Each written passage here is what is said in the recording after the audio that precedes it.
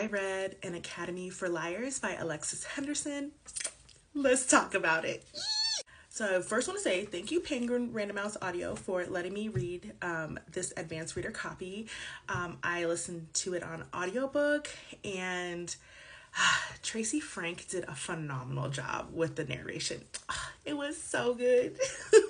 So this book is a dark academia urban fantasy. It's about a girl named Lennon. Her life is in shambles, absolutely in shambles, and she's thinking about herself, and then she gets this mysterious phone call, and they're like, hey, you want to take this entrance exam into this really mysterious school? And she's like, what do I have to lose? And then she's essentially propelled into this entire world of psychological magic. It is a psychological magic system, one of my favorite types of magic systems.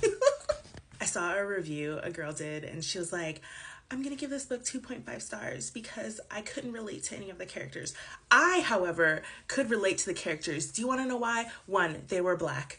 2, they were intelligent. And 3, they were all batshit crazy insane. And I loved every second of the book.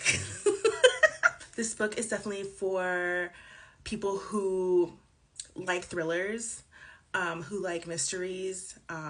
It's for the lit fit girlies, for the girlies who want to transition and maybe like read a fantasy book and they haven't like dabbled in that genre.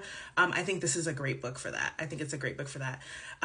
There is like romance as a small subplot, but I would not categorize this book as a romance novel at all. However, it was just, I cried. I was gonna film a review last night, but I didn't because I was in shambles.